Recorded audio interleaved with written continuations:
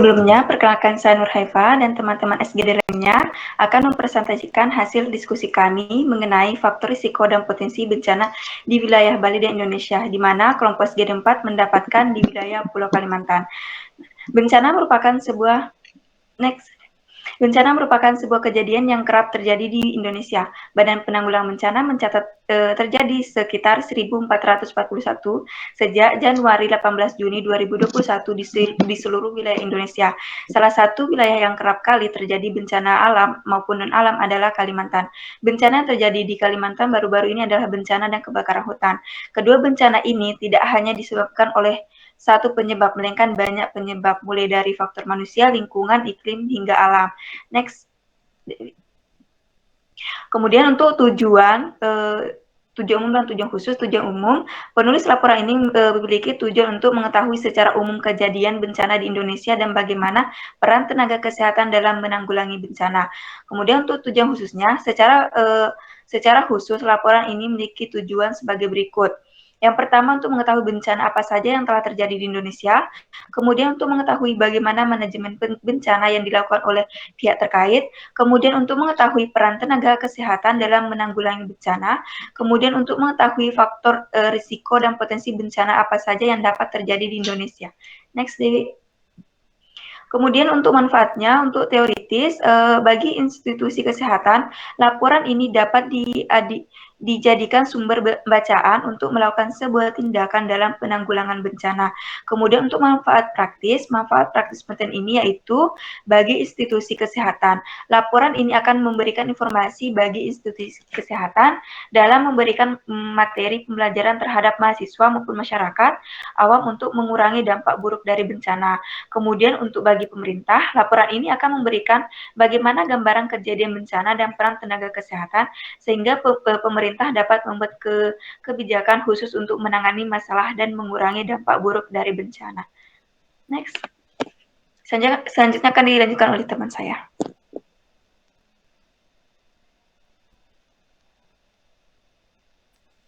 Nah, salah satu bencana yang paling sering terjadi di Pulau Kalimantan dan hampir setiap tahun terjadi adalah banjir. Bahkan, banjir di Kalimantan Selatan di awal tahun ini merupakan salah satu banjir yang terbesar yang terjadi di Kalimantan. Banjir sendiri merupakan keadaan di mana suatu daerah tergenang oleh jumlah air yang besar. Adapun banjir ini disebabkan yang pertama karena alih fungsi lahan, kemudian ada kebakaran hutan akibat eksploitasi, dan kemudian akibat kebakaran hutan, kemudian masyarakat yang membuang sampah sembarangan, serta curah hujan yang cukup lebat, sehingga dapat terjadi banjir. Next slide.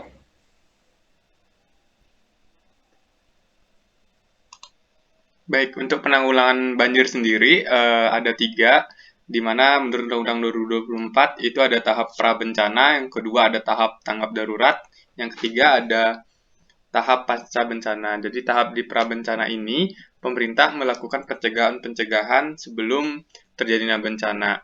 Jadi ada 2 situasi di sini, situasi tidak terjadi bencana dan situasi terdapat potensi bencana. Di situasi tidak terjadi bencana ini, masyarakat diperintahkan untuk menjaga kebersihan lingkungannya. Kemudian situasi terdapat potensi bencana ini, maka pemerintah melakukan pembangunan untuk menanggulangi banjir tersebut. Kemudian yang kedua, tahap tanggap darurat. Jadi pemerintah akan menggerakkan pihak-pihak terkait untuk datang ke lokasi agar tidak terjadi kerugian lebih parah. Kemudian selanjutnya ada tahap pasca bencana, di mana pemerintah akan merehabilitasi atau mengembalikan sebuah ekosistem ketika setelah banjir itu menjadi kembali normal. Seperti contohnya, sampah-sampah yang berserakan akan dikembalikan atau dibersihkan kembali agar tidak menimbulkan masalah penyakit lainnya. Next. Baik, adapun peristiwa selanjutnya yang ada di Kalimantan yaitu kebakaran hutan. Di mana seperti yang kita ketahui pada tahun 2019 telah terjadi bencana alam yaitu kebakaran hutan di Kalimantan, di mana hal ini terjadi karena musim kemarau yang berkepanjangan di Kalimantan Selatan dan faktor manusia yang tidak bertanggung jawab, di mana terjadinya pembakaran lahan yang menyebabkan terjadinya kebakaran hutan yang membesar dan merugikan tentunya bagi masyarakat dan Kalimantan. Selain itu, adapun peristiwa kebakaran hutan dapat menyebabkan berbagai kerusakan dan juga kerugian secara material dan juga korban jiwa. Selain itu, gara-gara kebakaran hutan juga dapat menyebabkan penyakit infeksi saluran pernapasan yang disebabkan oleh asap. Next.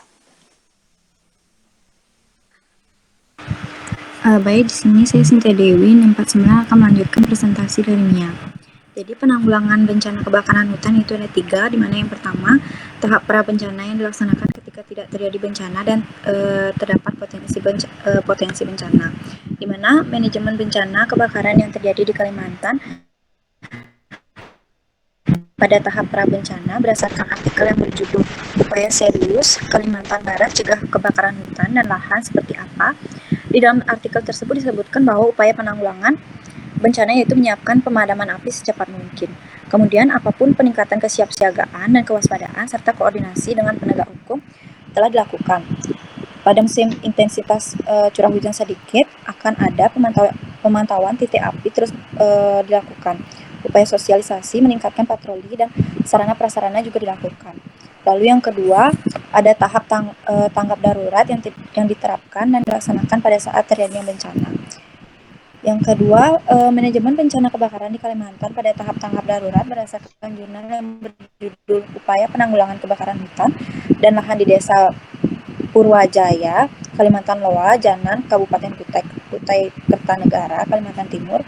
Pada saat terjadinya bencana, upaya penanggulangan yang dilakukan oleh BPBD Kabupaten Kutai Kartanegara berdasarkan tim gabungan berkoordinasi dengan instansi terkait pendataan dan melakukan pengkajian secara cepat. Dan upaya penyelamatan dan evakuasi warga yang juga telah dilakukan. Selain itu, upaya pemenuhan kebutuhan dasar melalui penyaluran bantuan logistik berupa makanan siap saji sudah diberikan kepada warga yang terdampak bencana. Lalu yang ketiga ada tahap pasca bencana yang diterapkan setelah terjadi bencana. Di mana pada tahap yang ketiga ini manajemen kebakaran di Kalimantan Timur pada tahap pasca bencana menurut artikel yang berjudul Kebakaran Hutan dan Lahan di Kalimantan Timur, Nasib Ibu Kota Negara, yaitu upaya penanggulangan meningkatkan kapasitas daerah yang sungguh-sungguh dan berkelanjutan.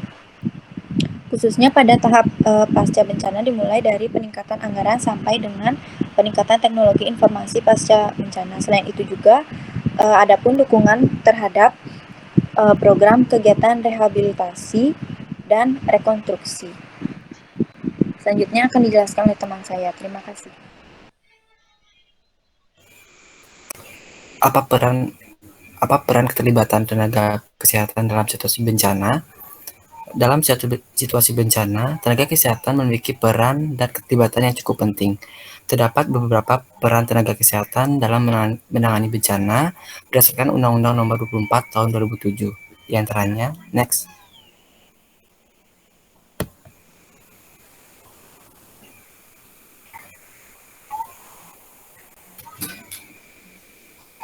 Next. Yang pertama, peran atau keterlibatan tenaga kesehatan dalam situasi prabencana. Di mana peran tenaga kesehatan di sini yaitu dapat mengikuti pelatihan dan pendidikan yang berhubungan dengan penanggulangan bencana. Kemudian tenaga kesehatan juga dapat tergabung dalam organisasi mitigasi bencana, baik itu dari pemerintah ataupun lingkungan kemasyarakatan. Kemudian peran tenaga kesehatan juga dapat terlibat dalam program promosi kesehatan yang bertujuan untuk meningkatkan kesiapan masyarakat dalam menghadapi suatu bencana.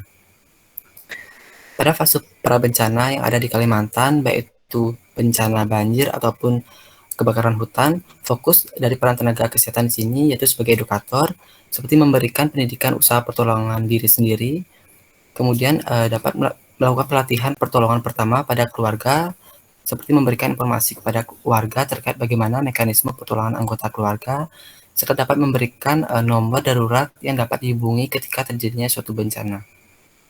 Next.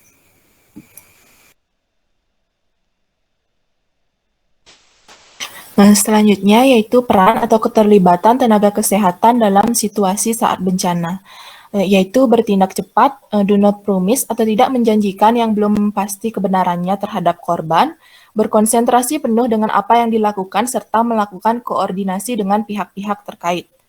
Selain itu, bertanggung jawab untuk mencapai peran dan kompeten pada tahap tanggap darurat yang meliputi peringatan, mobilisasi, dan juga evakuasi.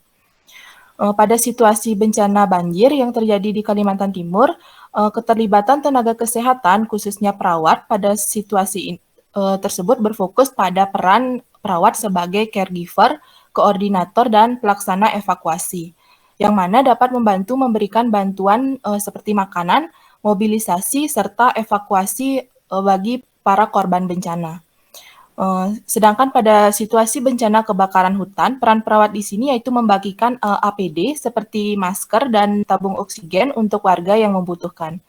Selain itu, dapat juga berkoordinasi dengan pihak terkait untuk pemadaman api. Next.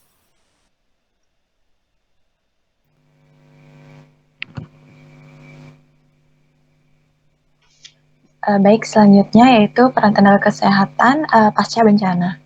Di mana pada tahap pasca bencana sudah mulai dibangun kembali tempat tinggal, sarana umum seperti sekolah, tempat ibadah, jalan, pasar, tempat pertemuan masyarakat, ataupun tindakan rekonstruksi. Akan tetapi, bencana tentunya memberikan dampak atau bekas khusus bagi keadaan fisik, sosial, maupun psikologis dari korban. Sehingga pada tahap ini, tenaga kesehatan dapat berperan sebagai konselor dan kolaborator.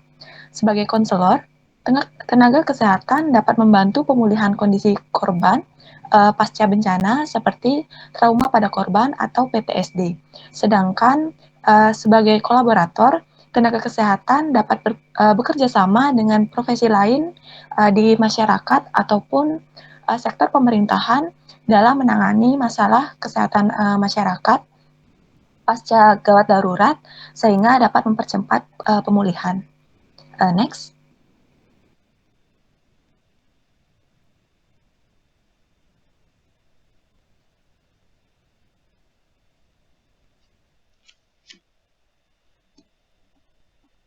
Baik, di sini saya akan melanjutkan terkait faktor risiko dan potensi bencana yang mungkin terjadi, baik bencana alam maupun bencana akibat perilaku manusia pada beberapa wilayah Indonesia di Kalimantan. Adapun beberapa faktornya yaitu yang pertama ada banjir.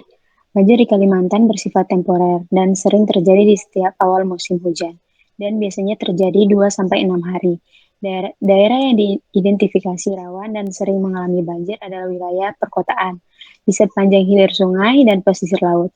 Provinsi dengan frekuensi banjir yang cukup tinggi yaitu di Provinsi Kalimantan Tengah dan Kalimantan Selatan. Kemudian yang kedua ada kebakaran hutan dan lahan atau Karhutla. Karhutla di Kalimantan sering terjadi dan dapat disebabkan baik karena ulah manusia maupun kondisi alam. Pada musim kemarau, suhu udara di beberapa wilayah di Kalimantan dapat mencapai 34,5 derajat Celcius hingga 39,5 derajat Celcius. Selain itu ditemukan ribuan titik panas atau hotspot lokasi kebakaran vegetasi di berbagai titik pulau Kalimantan. Yang ketiga ada tanah longsor. Tanah longsor terjadi beberapa kali di Kalimantan. Adapun faktor risiko terkait penyebab tanah longsor di Kalimantan adalah adanya alih fungsi lahan yang cukup masif. Dan yang terakhir ada tsunami. Meskipun secara geologis Kalimantan relatif aman dari gempa bumi, bencana gempa bumi yang berpotensi tsunami harus tetap diwaspadai, terutama di kawasan pesisir laut sekitar Tarakan, Kalimantan Timur. Hal ini dikarenakan pada kawasan tersebut diidentifikasi memiliki sesar aktif yang berpotensi gempa tektonik. Next.